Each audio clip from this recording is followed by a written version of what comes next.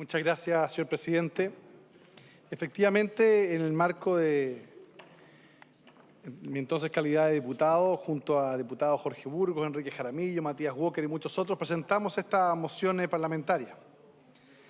La compra de una vivienda es una de las decisiones más importantes que deben enfrentar las familias chilenas de cara a su futuro. Y por consiguiente, la forma de su financiamiento y los instrumentos que ofrece el mercado para ese fin cobran una especial relevancia para la economía familiar. El mercado ofrece al deudor tres opciones distintas: crédito hipotecario con letras de cambio, mutuo hipotecario endosable y mutuos hipotecarios no endosables, los que se diferencian principalmente por la forma de financiar el monto prestado,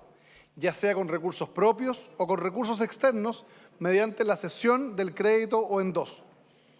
Recordemos que estos contratos generalmente corresponden a contratos de adhesión, es decir, aquellos en que el suscriptor no tiene la capacidad de negociar las cláusulas que están incorporadas y, por consiguiente, las dificultades para su celebración son bastante escasas.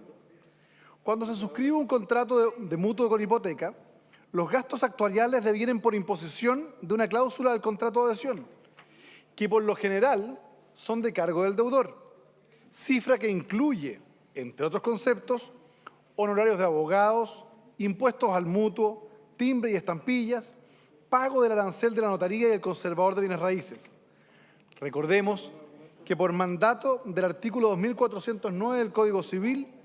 la hipoteca es un contrato que siempre debe reducirse a escritura pública y que como derecho real limitativo del dominio debe inscribirse en el conservador de bienes raíces respectivo.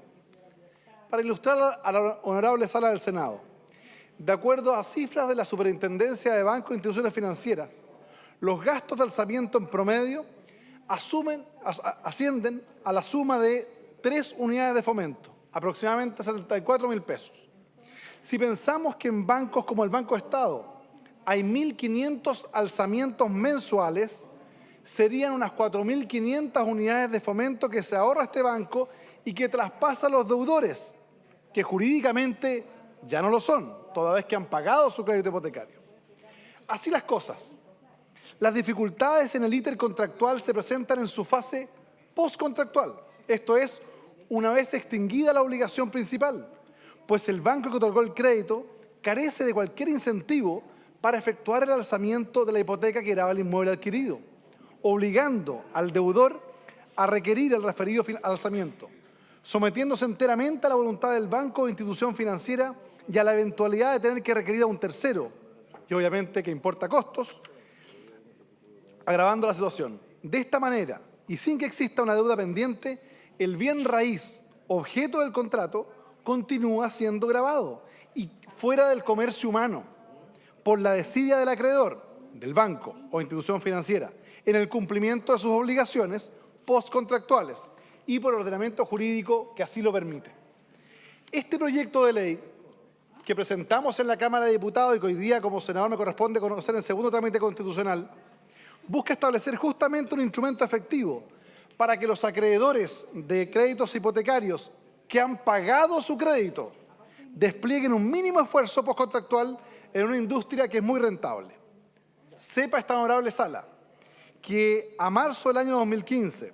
según cifras de la Superintendencia de Bancos e Instituciones Financieras,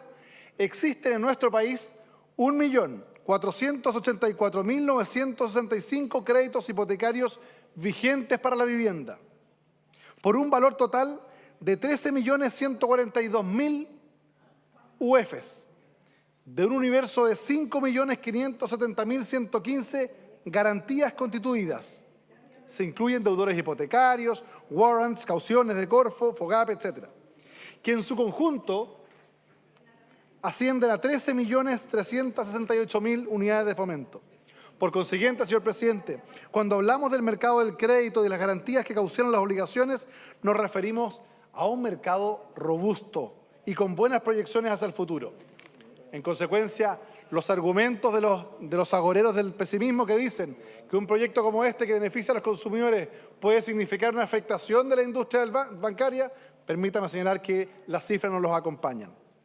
Es por esto que es totalmente inexplicable que las instituciones financieras, una vez que el deudor ya ha pagado totalmente su deuda, no cumplan con la obligación de liberar totalmente al obligado.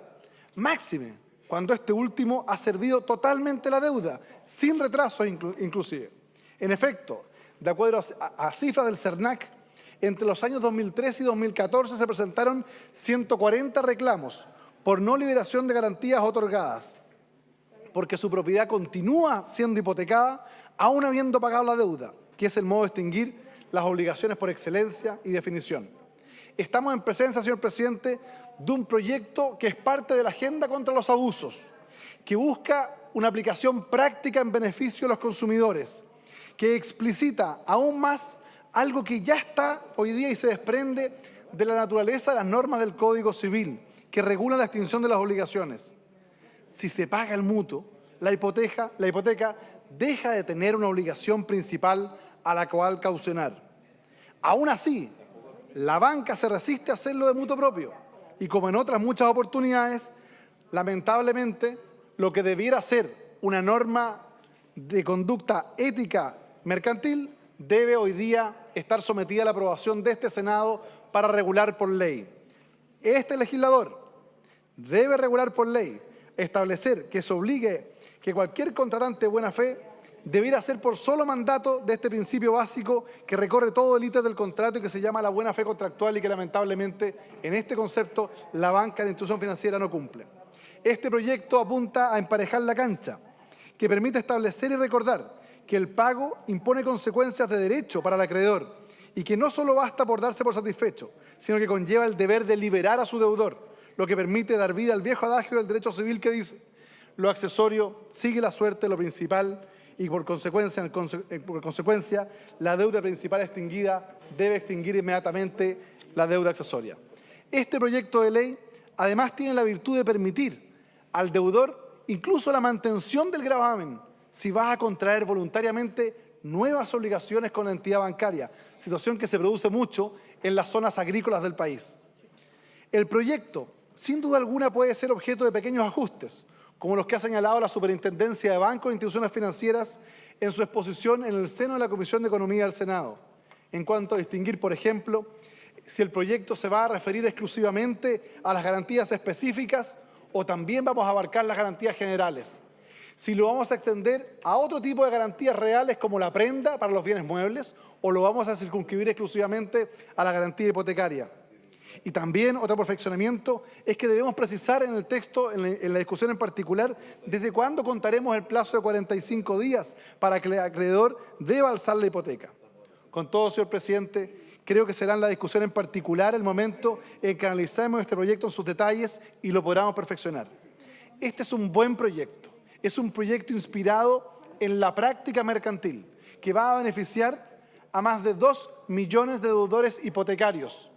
que una vez extinguidas sus obligaciones a través de un esfuerzo constante y permanente, personal y familiar, de pagar su deuda vigente, ven lamentablemente cómo su bien raíz, su máximo capital familiar, queda fuera del comercio humano por la mera desidia del banco y de sus abogados, que no tienen ningún tipo de incentivo para alzar las hipotecas. Por eso, señor presidente, como mocionante, como autor de este proyecto de ley, solicito a esta honorable sala la aprobación en general de este proyecto y su envío a la Comisión de Economía para discutirlo en particular. He dicho, presidente.